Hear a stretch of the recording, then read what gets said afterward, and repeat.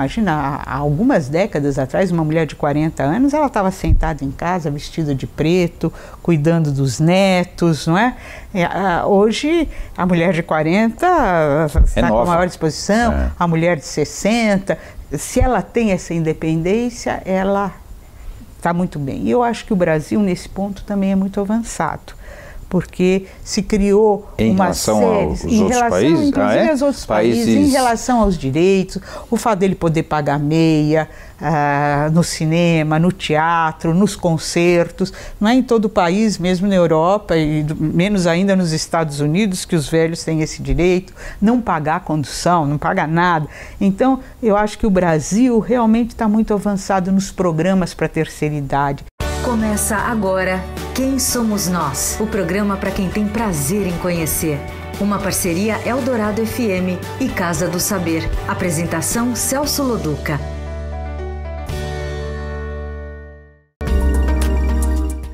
Boa noite, você está no Quem Somos Nós, o lugar para quem tem prazer em conhecer. Toda segunda, uma nova conversa sobre a natureza humana com alguém que pode nos trazer um olhar no mínimo interessante. Você pode ouvir todas as nossas conversas que já foram ao ar nesses 2 anos e pouco de programa, no podcast, ou ainda no Território Eldorado, Casa do Saber, ou direto no quemsomosnós.com.br. Hoje a gente começa uma nova série sobre algo muito novo, a velhice. Em alguns anos, a pirâmide etária no Brasil vai se inverter e teremos mais velhos do que jovens pela primeira vez na nossa história. E muita coisa deve mudar com isso. Vamos tentar entender o que vai mudar. Essa noite, vamos conversar com a professora titular do Departamento de Antropologia da Unicamp e estudiosa da velhice, Gita Deber. Boa noite, Gita. Boa noite. Quem é você? Eu sou professora do Departamento de Antropologia da Unicamp e durante muito tempo tenho estudado questões relacionadas com a velhice e com o envelhecimento. Gita é o quê? É um nome o quê? É um nome judaico e era o nome da minha avó. Então me conta um pouquinho como você chegou. Você está estudando envelhecimento desde quando? Eu já estou há algumas décadas, eu diria. Quando era assim, jovem, bem jovem. Quando eu era bem mais jovem. Me conta um pouquinho a tua história até chegar nesse ponto, primeiro de antropologia e depois por que é que você escolheu esse objeto de estudo. Então, na realidade, esse objeto de estudo veio de uma forma um tanto diferente. Porque, de fato, durante os anos 70 e 80, havia um interesse muito grande para estudar a questão do feminismo, a questão da mulher, a situação da mulher. E nós tínhamos um grupo muito interessante, que era coordenado pela professora Ruth Cardoso, onde os diferentes orientandos dela procuraram pesquisar diferentes dimensões da experiência feminina. E eu, por acaso, caí com as mulheres velhas. O que é específico da velhice para as mulheres? Porque normalmente quando a gente pensa na velhice, a gente tem em mente a experiência masculina, que é a passagem do mundo público, do mundo amplo para o mundo privado, né? Que é a aposentadoria, e também a perda da atividade sexual, né? Então, agora não mais. Agora não mais, mas melhorou. Na época, antes, né, de tinha todas Viagra, essas tecnologias. Então, a questão era saber qual é o significado disso para a mulher, uma vez que principalmente as mulheres da classe média estavam restritas à esfera doméstica e, como diziam os estudos, elas não tinham a sua sexualidade realizada. Então, qual era o significado dessa experiência para as mulheres? E, nesse sentido, eu fui entrevistar mulheres com 70 anos ou mais, para não pegar uma fase muito mais jovem, e o interesse era entender qual é o significado do envelhecimento para elas. E foi muito surpreendente, porque, na realidade, o que eu verifiquei é que nenhuma delas se considerava velha. Os velhos eram sempre os outros, né? Então elas diziam, não, eu já tenho 70, eu tenho 80 anos. É igual, mas não é? Hoje. Isso não é humano? Não sei se é humano, porque nós, antropólogos, a gente tem muita dificuldade de dizer é humano? Porque as sociedades têm uma diversidade muito grande e é um número limitado de sociedades que nós conhecemos, se a gente pensar na história da humanidade como um todo. Então não é humano então, na a gente nossa cultura ocidental isso. achar Agora, que a gente não envelhece? Eu acho que nas sociedades ocidentais contemporâneas, né? E isso contemporâneo eu acho que é muito importante ter em mente, porque a gente acha que a juventude foi algo que sempre foi valorizado, o que não é verdade, porque até muito recentemente havia o que a gente chama de uma velhice precoce, que o indivíduo, para ele ser respeitado, o jovem era muito mal visto. Então ele tentava deixar bigode, deixar barba, até branquear o cabelo, nós porque estamos o falando velho quando que era isso? respeitado. Século XIX? Não, começos do século XX. Mas mesmo anterior. Vou interromper. Então, para a gente entrar numa coisa histórica que eu acho interessante isso. Você está falando, a velhice, a juventude é uma invenção nova, vamos dizer assim. A valorização. Isso, a valorização da juventude. Dá um caminho, assim, quando é que surgiu a infância, quando é que surgiu, porque até, vê se eu estou muito errado, mas até o século XIII, século XIV, criança e adulto era quase a mesma coisa, adolescência não existia, é isso mesmo? Dá um pouquinho de história para a gente situar onde a gente vai chegar. Em relação à velhice ou em relação à infância, não é? A gente pode dizer, e isso a antropologia mostra muito bem, que em todas as sociedades existem faixas de idade diferentes, né? Pelo menos 2 ou 3 faixas de idade estão presentes. Agora, qual é o significado dessa faixa etária? Quais são os deveres dos indivíduos nessa faixa? Quais são os direitos dos indivíduos a partir de uma determinada idade? Isso é muito variável em cada sociedade. Na nossa sociedade, por exemplo, tem trabalhos muito interessantes a respeito da criança, por exemplo, não é?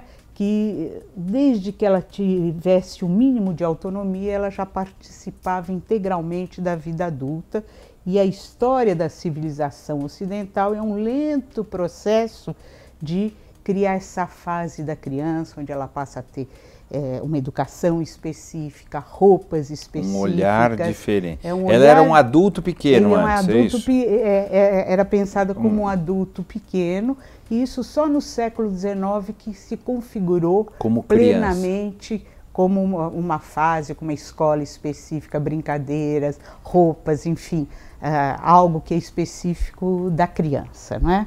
E da velhice, a gente pode dizer um pouco a mesma coisa, né? Que a velhice, como é uma etapa da vida, onde o indivíduo passa a ter determinados direitos, com o direito de ter uma aposentadoria, ou seja, receber um recurso, né, econômico. Então, velhice é uma coisa institucional, é isso? Então, quando você está falando, você está dando exemplos legais, né?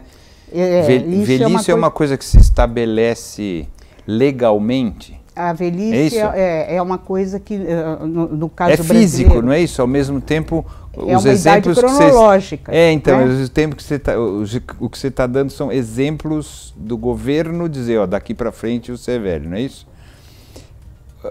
Como é que a gente determina qual que é a velhice? É uma forma, digamos assim, é meio arbitrário, que tem certa arbitrariedade, não é? Porque nos países em desenvolvimento, a velhice ela teria início nos 60 anos. Porque a expectativa de vida é menor, é isso? Porque se parte do princípio que a expectativa de vida é menor. E nos países mais desenvolvidos, a partir dos 65 anos. Então, isso mostra que tem uma certa arbitrariedade nessa determinação, mas que isso é parte, essa segmentação da população em faixas etárias, é parte dos estados modernos, não é? Onde o interesse é fazer políticas sociais voltadas para segmentos populacionais determinados. Daí a idade cronológica passa a ser um marcador que é muito importante. E quando você fala estados modernos, estou falando então século XIX, é que marca, que fica um pouco mais claro esse tipo de... Antes era mesclado, é isso? Eu fico com dificuldade de entender como era antes. Como era antes, primeiro a gente precisa pensar num sistema econômico muito diferente do que onde agora. O mundo público, o mundo privado eram muito misturados, não é? A partir do momento que você passa a ter a indústria como um setor específico, onde a relação com a esfera doméstica já não é tão clara, onde o trabalho é contratual, e a partir do momento em que você entra para o mercado de trabalho a partir de uma certa idade, sai a partir de uma outra idade. Então, aquilo marca a tua vida útil em relação à indústria. Então, é isso que a gente chama a cronologização da vida, que é próprio das sociedades modernas. A vida é dividida em períodos marcados pela idade cronológica. E pela produtividade, assim, a capacidade de produzir, é isso? Pela capacidade de produzir, porque o ponto pela de ideia vista... de que não se pode produzir também, né? Ou não, mas o ponto de vista central é enquanto você produz, você é um tipo de indivíduo. Se você não produz, ou você é criança ou você é velho. É isso, Você é velho, você está na idade escolar, está sendo então, ou você está para cá ou você está para cá. E o centro é a produção, é isso? O centro a gente pode dizer... Que foi marcado assim? Que é a produção, mas a gente pode dizer que em outros períodos a produção também tinha uma centralidade muito grande, porque ela estava envolvida com todos os períodos da vida. Agora, o que passa a ser importante é o Estado estabelecer direitos e deveres dos cidadãos em função da idade cronológica, né? Então, quando que você vai fazer o exército, né? Então, quando o exército era obrigatório, a partir de uma determinada idade. Quando você pode votar? A partir dos 18 anos. Agora mas tem 16, uma flexibilidade, porque pode ser 16. Então, a idade cronológica ela tem essa determinação muito flexível. Tem a discussão, né, agora de criminalidade, da maioridade legal. Maioridade legal, então, do 16 ou 18. Então, isso são temas que estão em debate. E o que a gente pode dizer em outras sociedades, não é? E muitos autores trabalham nessa direção, era muito mais importante a família a qual você pertencia para estabelecer direitos ou deveres do que propriamente a idade cronológica. Então, um filho de um nobre, ele era respeitado pelo servo, né? No sistema para feudal. Sempre, independente da idade dele, não é? Até então, mais respeitado quanto mais velho, né? Quanto mais velho, e mais, o servo poderia ser muito mais velho do que o senhor, mas o servo lhe devia respeito. Então a família era mais importante do que a idade. E o que os autores que estão analisando o mundo contemporâneo estão considerando o que eles chamam o curso da vida pós-moderno, onde há uma flexibilização de todos esses parâmetros, não é? Em primeiro lugar, a roupa, né? Hoje, cada vez, o que é uma roupa de jovem, o que é uma roupa do adulto e do que é a roupa do velho, é cada vez mais... Isso é bom ou ruim?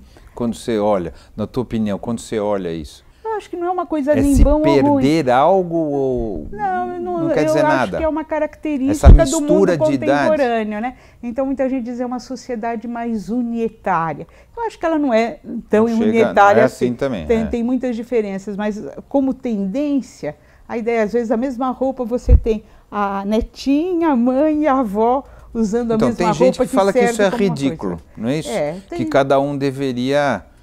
saber o papel, não é minha opinião pessoal, mas tem gente que você ouve e fala, nossa, mas isso é ridículo, a mãe e a filha vestida igual, que coisa esquisita e tal, né? Às vezes até a mãe tem, a gente pode dizer não, mas é mais democrático e as pessoas têm uma gama mais ampla de escolhas a respeito do que elas vão vestir. Então é variado, né? Não saberia dizer se é melhor ou se é pior. Você não tem um sentimento sobre isso? Não, eu acho que é uma característica do mundo contemporâneo, um mundo em mudança, não é? E que está tentando experimentar formas novas. Então, essa ideia de experimentar novidade e buscar formas mais democráticas, onde a capacidade de escolha é maior, em princípio, e a imposição da juventude como... Porque eu acho que uma coisa, quem critica esse negócio, critica o seguinte, hoje só tem uma idade, né? Que é ser jovem. Que é ser jovem. E o resto, Quem não é assim, tá morto. Está morto. Tá eu certo? acho que isso Então, é uma, essa é a crítica número um que tem, tá certo? Número um, que daí eu acho que é interessante pensar a respeito, porque não é propriamente o ser jovem, né? É você possuir a juventude. Ou seja, há uma dissociação da juventude em relação à faixa etária. Porque o jovem, não é que o jovem é prestigiado, pelo contrário, muitas vezes eu acho que o jovem, principalmente o homem jovem, ele é alguém que está sob suspeita, né? Não é alguém que você quer ser e o modelo. Agora, há uma valorização muito grande da juventude que tem a ver com o estilo de vida. Com estilo de vida, formas de consumo, de bens e de serviços. E né? plásticas, Então, físico, e não é isso? Como atitude. Então tem gente que acha que não, que alguém de 70 anos não pode ou não deveria ter a mesma atitude de alguém de 30. Ou pelo contrário, a ideia é estimular para que as pessoas mais velhas tenham atitudes que poderiam ser pensadas como própria das faixas etárias mais jovens. Por exemplo, isso que nós temos chamado da visão autopreservacionista do corpo, não é? A ideia é que o corpo é uma pura plasticidade e você, com vontade, com disposição, você pode ter a aparência que você deseja. Se você tem um nariz grande, você faz a plástica, até você pode mudar de sexo, pode mudar de cor, isso. não é? Então, não só você pode fazer isso, como há uma certa exigência que você faça isso. Porque se você não tem a aparência que você deseja ter, é porque a tua autoestima está baixa. Vai para baixo. Não é? Então você os outros te cobram, né? é um negligente com você mesmo, né? Isso. É alguém assim relaxado, né? Se você não está com aquela aparência que você gostaria de ter. Então, ou que os outros gostariam que você tivesse. E a boa aparência é muito relacionada com a saúde e com o bem-estar. Né? Se você tem uma boa aparência, porque você está bem, você é uma pessoa realizada e você é uma pessoa saudável. Não é? O que não necessariamente é verdade. Mas há quase mas uma está tendo uma associação. crueldade, né? Não tá? Você não vê isso como uma crueldade, uma exigência de você ser sempre ou quase que cristalizar numa determinada época da vida fisicamente? E como atitude, você não vê isso como crueldade, não? Eu tenho uma relação um tanto ambivalente com esse tipo de enfoque, porque eu acho que, por um lado, se você não está satisfeito com o teu nariz e você pode mudar, claro. É uma maravilha. Se você não está satisfeito com a tua aparência, com o teu sexo, você poder mudar, eu acho que é maravilhoso, é uma conquista de uma sociedade democrática, é uma possibilidade. Agora, quando eu olho para a questão da velhice, eu acho já mais complicado, porque a tendência é responsabilizar o velho pelo seu próprio sofrimento, não é? Se tem uma doença qualquer porque o cara não fez o exercício que devia, não comeu como devia. Só porque você fumava, não é? Então, bebia, você abusou. Então, você passa a ser responsabilizado. Se você está velho, se você não está disposto, se você está até mesmo triste, é um problema que você não soube adotar formas de consumo, estilo de vida, atividades motivadoras, então você é culpado. Então eu acho que em relação à velhice, esse tipo de coisa tem uma certa perversidade, né? E por que você acha que está acontecendo assim, desta maneira? Antigamente, os velhos, com todas as questões físicas e etc., e as implicâncias psicológicas das questões físicas, sempre foram respeitados pela sabedoria. Eu estou tentando colocar uma coisa de história, né? Se é verdadeiro assim, mas parece que era. E hoje não, hoje é isso, né? A culpa de ficar velho é sua. Não é isso que é um pouco o que você está falando? Você é o culpado da sua própria velhice. Parece uma coisa de autoajuda, parece um negócio meio esquisito isso. Você responsabiliza o cara e azar seu. Quem mandou você não ser outra pessoa, outro jeito? Acho que é exatamente isso, né? Tem esse lado que... Mas como virou isso? Como que o velho deixou de ser o sábio para virar, sei lá, o estorvo? E para virar agora, eu acredito, que a gente vai ter essa pirâmide demográfica mudando, mercado. Né? Eu gostaria que você falasse um pouquinho sobre... Eu acho que não tem uma causa específica, né? é um conjunto de causas que estão envolvidas nessa transformação, nessa verdadeira revolução a respeito do que são as fases mais avançadas da vida, né? Principalmente quando a gente pega a mulher, não é? Então teve uma mudança muito grande. Essa ideia do velho como sábio de antigamente, de uma idade de ouro da velhice, ela também é um não é pouco verdade? discutida do ponto de vista histórico, né? Porque a gente não tem muito dados sobre como era a vida cotidiana em períodos muito, muito diferentes. A gente tem a vida das grandes personalidades, não é? Mas a história do dia a dia, do homem... não é bem documentada a ponto de tirar essa conclusão. De tirar essa conclusão. Outra coisa que é muito presente, nas sociedades primitivas o velho é muito respeitado. E o que a antropologia tem mostrado é que aquela pessoa que durante a vida inteira foi muito respeitada, ela continua sendo. Agora aquele que era mal visto... Continuará também. Continuará também. Então não tem essa ideia de que a velhice muda radicalmente. É tudo fantasia isso? Então, não a gente ouve desde o começo, antigamente... Não, eu acho que são ideias importantes e que depois a pesquisa vai tentar rever se era assim mesmo, se era diferente. Essa ideia da velhice antigamente como sabedoria, ela é muito mais uma crítica cultural do que propriamente do que um fato. Um fato que você pode verificar com toda a segurança. Boa não é? Essa. Mas você está criticando o modo como ele é tratado na nossa sociedade. Agora, o que eu acho, por um lado, muito gratificante na nossa experiência contemporânea é que para o jovem velho, quem é jovem velho? O jovem velho. O jovem velho não é uma questão de idade cronológica propriamente dita, mas é aquele que tem autonomia funcional. Enfim, que pode ir no teatro, que pode ir no cinema, que pode se utilizar do transporte urbano. Que não tem dependência física para poder se locomover, tomar banho, etc. Então eu acho que para esse idoso o mundo é muito mais gratificante. Melhorou, né? Melhorou do que já foi, não é isso? Do que já foi, não é? Principalmente a mulher, imagina, há algumas décadas atrás, uma mulher de 40 anos, ela estava sentada em casa, vestida de preto, cuidando dos netos, não é?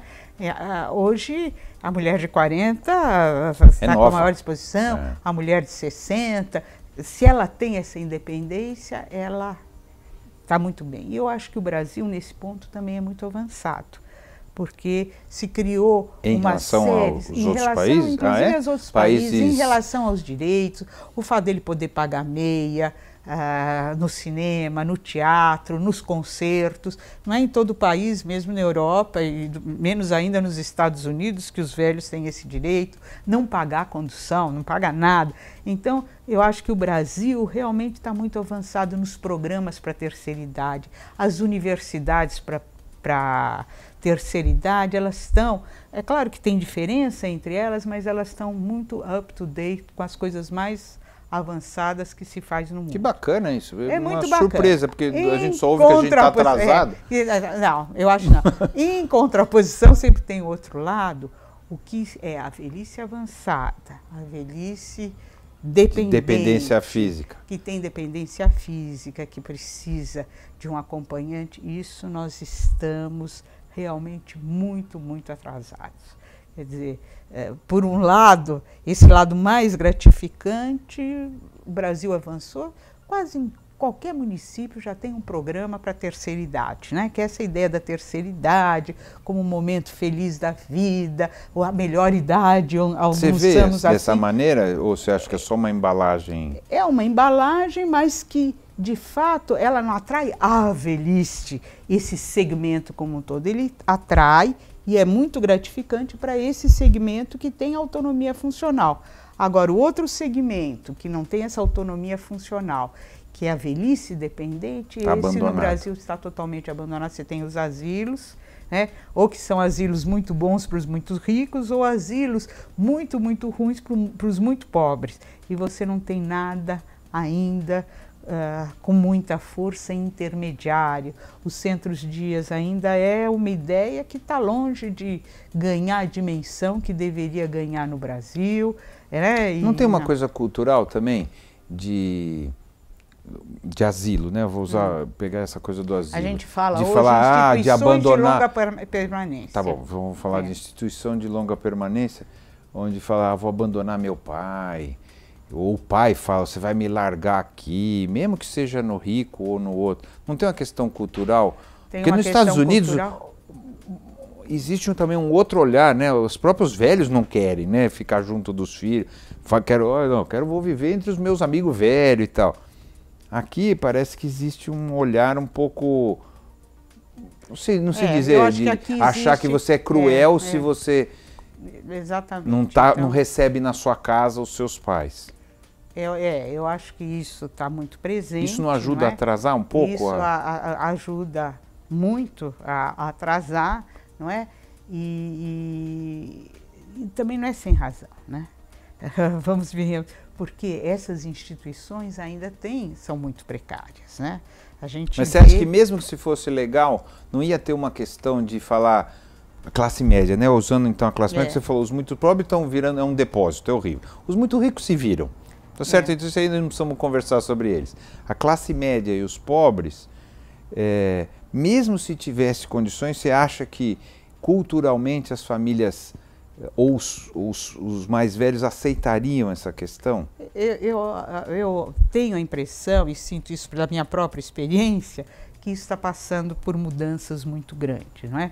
A gente pode dizer que para gerações mais velhas isso era um problema. Agora eu vejo para a minha geração uma preocupação cada vez mais presente de como vai ser a nossa velhice. E a gente quer tudo, menos ter que depender dos filhos, né? Eu vejo minhas amigas. E está certo, né? Me parece correto isso. Nós não queremos, todos têm filhos maravilhosos, mas claro, ninguém quer. Mas fica lá. Então, é mais americano nesse sentido, então, né? eu acho que tem uma tendência e eu acho que é muito importante, porque, na realidade, a cultura é alguma coisa sempre em mudança, né? Claro. Não tem aquela cultura que permanece igual e sempre igual em nenhum lugar, né? Claro. Nem nos conventos, até tem mudanças, então, mas ainda na nossa vida cotidiana. E eu gosto muito quando eu olho para as crianças, com o que aconteceu com as crianças, né? Eu me lembro que quando eu era criança, a gente falar em creche era a pior coisa, né? A mãe que colocava era depósito a filha de criança, era creche, uma desnaturada. Exatamente. Claro. Então era essa visão. E agora é o filho desnaturado que põe o pai na creche também, na creche no asilo, né? Mas isso teve uma mudança em relação à criança, porque hoje o pai que não põe. Quer dizer, eu quando era criança, assim, agora eu com minhas filhas, com 2 anos, elas já estavam, porque você ia trabalhar. Não chama mais creche, a gente chama pré-escola. Pré-escola, ou maternal, né? Dá esse nome, mas a ideia é que se você não colocar a criança, você está prejudicando a sociabilidade dela, ela não vai ter o desenvolvimento adequado. Então, de uma geração para outra, teve uma mudança radical. É bonito isso que você está falando, porque é verdade mesmo. E eu acho que em relação... Está acontecendo isso em relação aos mais velhos? Eu espero que aconteça. Não. Tá bom. É um desejo, ainda, é um desejo. Mas eu acho que é o desafio para a minha geração a gente criar outro tipo de condição, não é? Não é um modelo do que está aí, nós precisamos de muita criatividade para fazer com que essa experiência da velhice, do momento que você perde a independência, você precisa de um cuidado mais direcionado, que você possa ter também uma vida gratificante. E que tenha instituições que possam te acolher de um jeito bacana. Eu acho que esse é o grande desafio da minha geração, dos adultos do momento, né? É o grande desafio de como criar condições para ter uma velhice mais gratificante, que não seja uma velhice em que você vai depender da família ou de instituições que estão muito mal preparadas para receber. Para receber e para fazer uma coisa que seja bacana, que no final das contas a pessoa cresça, né? E não simplesmente deixa lá até morrer. Um depósito. Exatamente. Acho que esse é um desafio, não é um desafio fácil, obviamente, mas eu acho que... O modelo americano te agrada, sim? O modelo americano é muito variado. Eu acho que tem condomínios, aquele Cocoon, né? Aquele filme antigo, né, do Cocum, que os velhinhos ficavam num condomínio e tal. No Cocum eles ficavam abandonados no condomínio, até e que depois veio aquela ficou coisa, maravilhoso, então, mas era um condomínio. Era um condomínio. Agora, o que eu acho que é muito importante é a variedade de instituições que a gente vê nos Estados Unidos. Quer dizer, você não tem um modelo, você tem desde aqueles condomínios muito sofisticados. Desde até Alphaville, né? Alphaville de velho, não é isso? Até coisas mais assim. Então, você tem várias possibilidades, né? E você tem algum olhar de como deveria ser? Eu acho que não se deve ter um olhar de como deveria ser. Porque eu acho que tem que ter uma variedade, porque a velhice não é uma experiência uniforme, não é um momento que você chega e que todas as diferenças ao longo da vida são acabam e fica todo mundo igual velho. Ou seja, você tem que ter vários modelos, modelos alternativos, são várias velhices e tem que ter modelos alternativos de lidar com a dependência, que quem sobreviver vai ficar dependente um dia, né? Então, esse é o problema, você não tem esse medo de viver muito? Né, de chegar uma hora que você está com 100 anos, porque todo mundo agora vai ter 100 anos todo mundo. Mas 100 anos, vou ver muito, como é que eu vou fazer até lá? Por isso que todo mundo diz, não é a quantidade de anos, mas a qualidade de vida que passa a ser fundamental. Mas hoje esticar a vida é um... às vezes até exageradamente, não é? O foco é esse, não é? Acabar com a velhice, não é isso? O foco da sociedade não é acabar com a morte. Acabar com a morte, não é? Toda a discussão em torno da eutanásia é um dos temas muito importantes da atualidade, não é? Justamente porque teve um prolongamento da vida humana, mas como criar condições para que a qualidade de vida seja mantida durante todo esse novo período. Desse novo período ele ainda está, é o nosso desafio. E também como manter isso, tem discussão econômica de que agora então vai ter muito velho, então aí os jovens não vão conseguir pagar o INSS para os velhos. Ou seja, hoje velho virou peso também, não é? Porque quando você só lê velho assim, vai dar tudo errado, não é isso? O Brasil vai quebrar, não é só o Brasil, mas assim, o mundo discute isso, né? Envelhecemos e tá tudo errado, não tem que ter benefício, não tem que ter não sei o que. O cara trabalhou que nem um louco a vida toda e a ideia é que não tenha benefício. Não, eu acho que essa ideia ainda não está presente, porque mas se há fala uma reação muito, não é? muito grande. Há uma reação, mas também há a contra-reação, quer dizer, todas as... sempre vem a ideia, bom, como é que a gente vai ajeitar as contas públicas, vamos acabar com a aposentadoria, vamos diminuir a aposentadoria, mas isso tem a reação também, não é? Então não é uma medida fácil, porque todo mundo sabe que vai ter muito protesto. Então, e pesquisas recentes, mesmo com diferentes faixas etárias e jovens, quer dizer, o direito à aposentadoria é alguma coisa que é intocável, vamos dizer assim, não é? Mesmo para os mais jovens, quer dizer, é um valor, vamos dizer assim, que ninguém quer. Mas vira e mexe, se discuta esse assunto. Isso se faz medidas, diminui 2 anos, diminui... E que vai segurando e vai segurando também o reajuste da grana, né? Ou seja, a perspectiva de piorar ao longo do tempo é maior, não é isso? É perspectiva... Porque o teu salário, a aposentadoria é reduzida com o tempo, não é isso? E tudo em nome de falar assim, ó, não está funcionando, né? A conta não fecha. E a sensação que eu tenho quando eu leio esse tipo de coisa é, pô, mas o cara passou a vida inteira trabalhando, né? E a hora que chega no finalzinho ali, o cara vai se danar? É justo a gente fazer assim? É justo a gente... não, é extremamente injusto, então, não é? Em nome e por isso de que também não é fácil fazer isso, não é? Por isso que... Ao mesmo tempo, o racional é, bom, mas se continuar assim, não vai ter mais benefício social para ninguém, porque não vão ter conta para pagar, não vai ter dinheiro para pagar. Eu acho que esse é um grande desafio contemporâneo, né? É justamente isso, porque parte da Constituição, do fundamento dos Estados modernos, é justamente essa solidariedade entre gerações, né? As gerações mais novas trabalham para sustentar as gerações mais velhas, não é?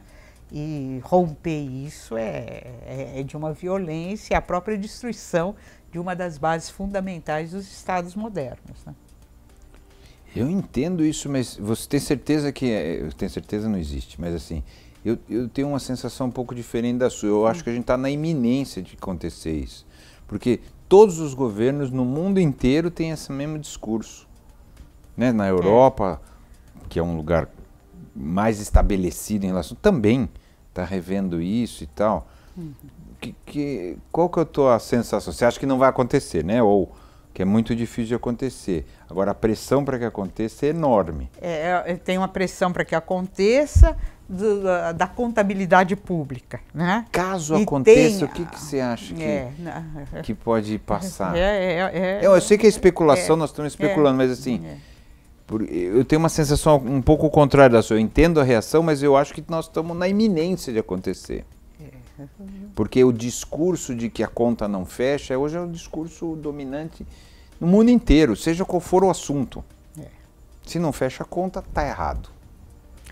Pois é. Agora, o que vai ser feito para fechar a conta? Acabar de vez com a aposentadoria, eu acho que isso... Agora, como é que isso vai ser? O que tem sido feito é aumentar a idade, né? Vai se aumentar a idade, vai diminuir os vencimentos, então tudo isso são temas de discussão, são temas importantes.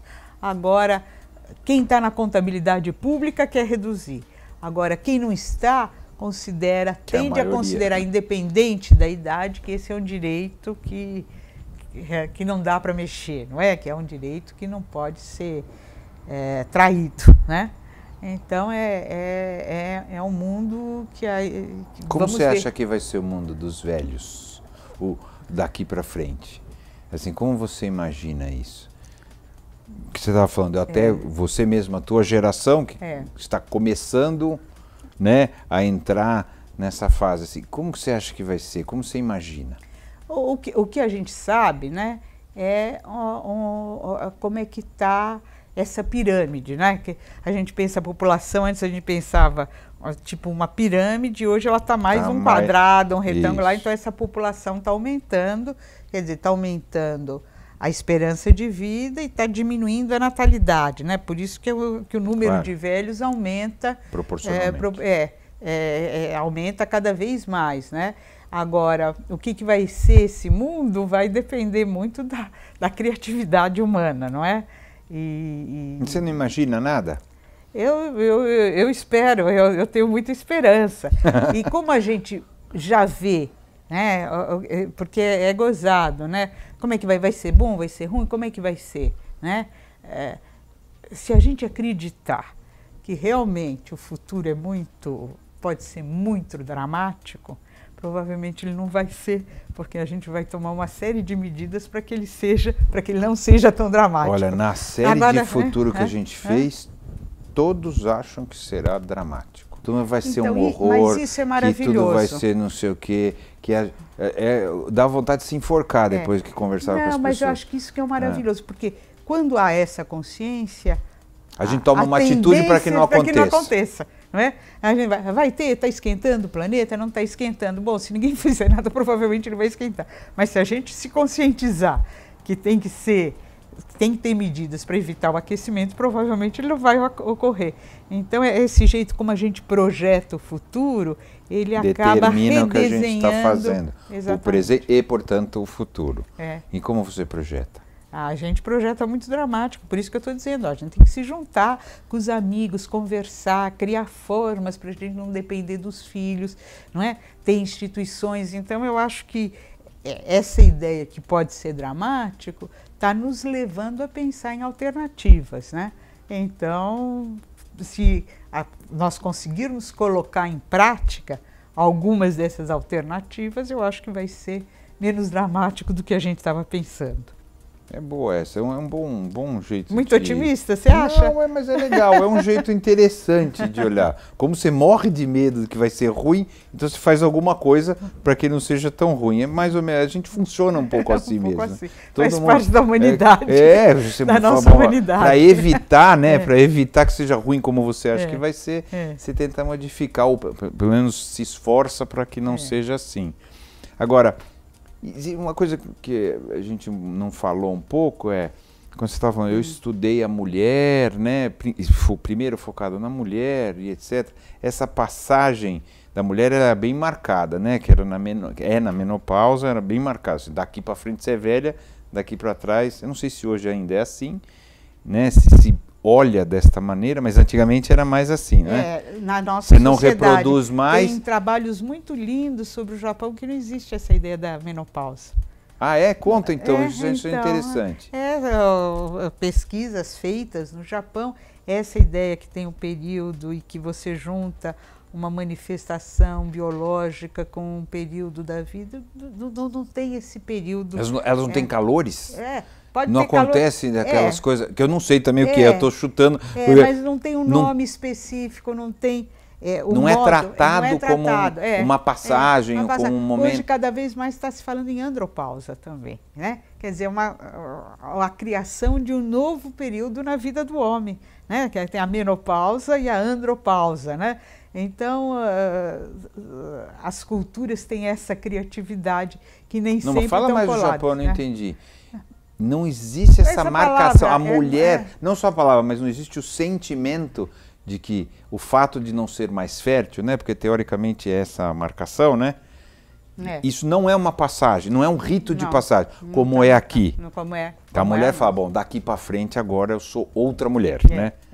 Lá não existe isso. As pesquisas mostraram que não existe, que isso é uma coisa que não está presente no contexto japonês. Mas aqui é muito poderoso isso, aqui não é? Isso é psicologicamente poderoso. É psicologicamente poderoso, não tem nem dúvida, não é? Tem até um trabalho muito interessante como esse período é criado e como ele é trabalhado, né? Como uma coisa que é uma passagem na vida da mulher, porque a gente fala isso muito à meia-idade, né? É como se a idade adulta tivesse cada vez mais encolhida, porque a gente fala o encurtamento da infância, né? Para mostrar que as classes populares, por exemplo, não têm infância, fica prematuramente adulto. O que eu acho que a gente está vivendo é esse encurtamento da vida adulta com uma série de outras etapas, como a meia-idade, a aposentadoria ativa, a terceira idade, a quarta idade. A gente está fatiando. Ou seja, se quando se estuda a criança, mostra como a vida da criança foi fatiada em pré-adolescência, adolescência, isso é mercado etc. ou é um jeito de olhar mesmo? Você acha que é um jeito de criar mercados? Sem dúvida, ou é um jeito de criar não mercados, é isso que é o que dirige?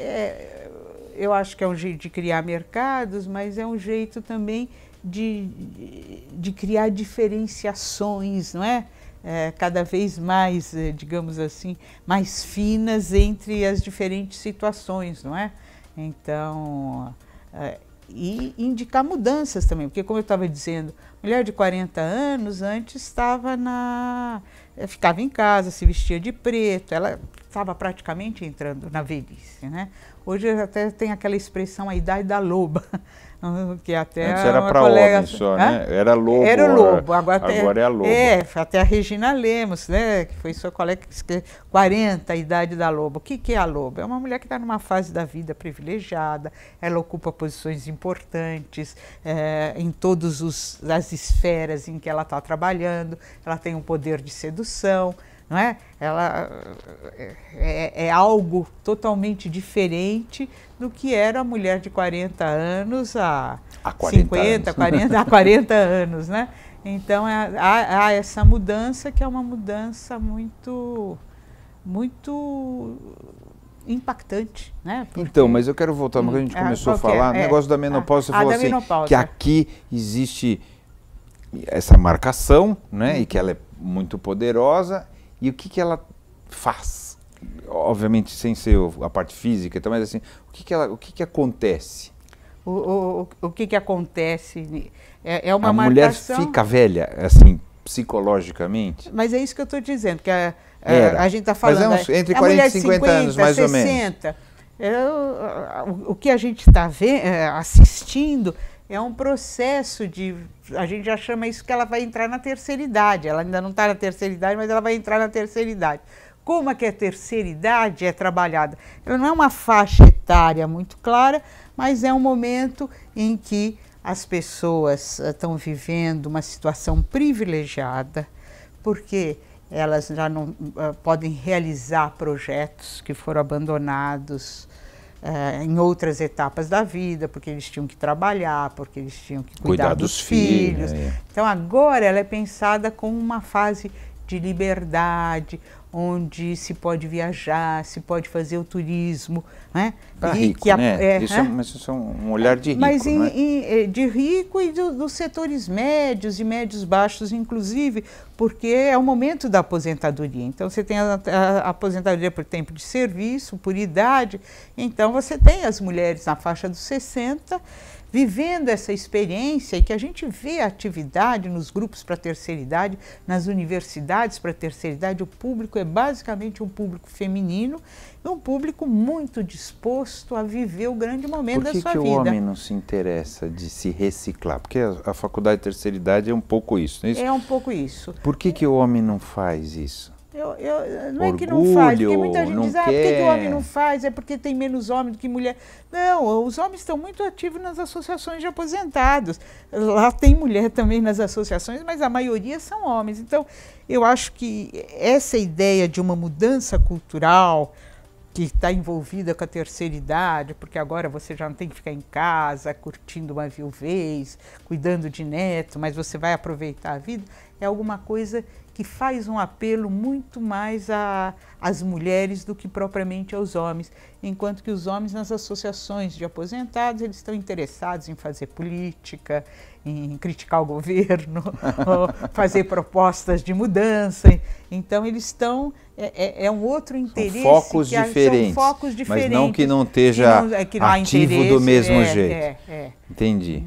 Então o que eu acho é que tem assim essa mudança, essa ideia de que, bom, o aparelho reprodutivo já não é mais o mesmo, né? Já não está mais funcionando. Então, mas isso não é mais um assunto. Mas isso não é algo que... É um alívio?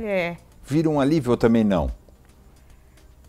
Não sei se vira um alívio propriamente dito, né?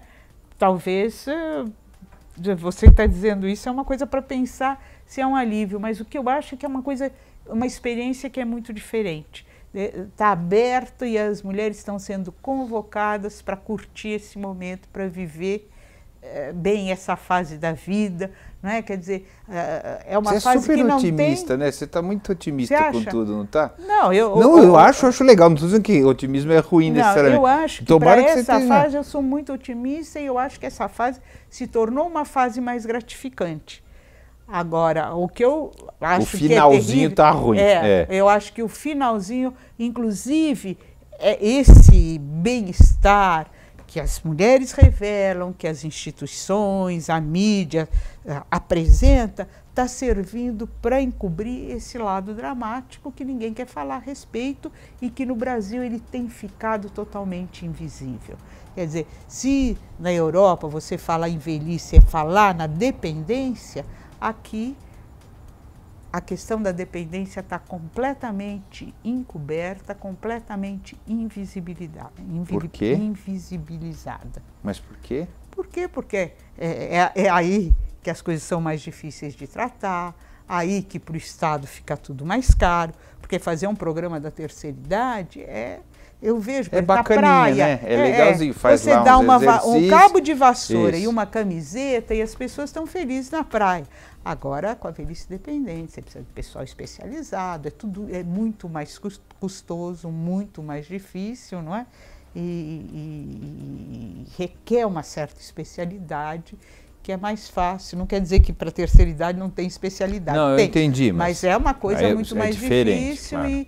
E está se criando uma cortina de fumaça em relação ao otimismo próprio da terceira idade. Né?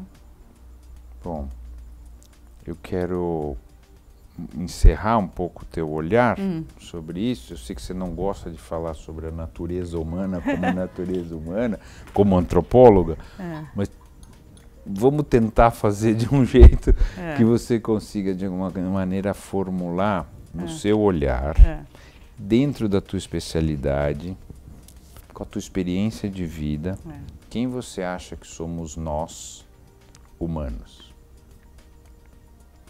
eu acho que a característica mais central de nós humanos é a criatividade. Criatividade tanto para coisas muito boas como para coisas muito nefastas, né? Mas é essa capacidade de mudança. Eu acho que isso é o próprio da humanidade. Se a gente for ver, né, pensar, apesar de todas essas diferenças que existem entre as culturas, entre as sociedades, entre grupos na mesma sociedade, o que eu acho que o que a gente poderia dizer é próprio da humanidade é essa capacidade de mudança. Por isso que eu gosto não de falar de cultura, mas de mudança cultural. Estudei a velhice porque ela me entusiasma porque o que a gente está presenciando é uma mudança cultural extremamente importante. Cultural, social, política, enfim. Agora, a mudança, você acha que nós é que somos o motor da mudança ou nós somos só, ou a mudança ocorre independente da gente? A gente só tem que seguir a mudança ou não? Eu acho que... Você acha, porque quando você coloca assim, nós provocamos, né? É isso mesmo? Você acha que somos nós que provocamos essa transformação? Eu acho que esse é o grande dilema das ciências sociais de uma maneira geral, não é? Quer dizer, existem certas estruturas, não é, que independem da vontade individual, mas existe também a ação, as práticas individuais. Então, como articular essas duas coisas, né? Os constrangimentos de ordem social com a capacidade de agenciamento dos seres humanos é o grande desafio, vamos dizer assim, das ciências sociais como um todo. Como fazer essa articulação. Essa é a nossa grande dificuldade e para essa dificuldade a gente tem dado respostas que são diferentes e que são criativas. Muito obrigado. Você ouviu Quem Somos Nós? Uma parceria Eldorado FM e Casa do Saber. Apresentação Celso Loduca.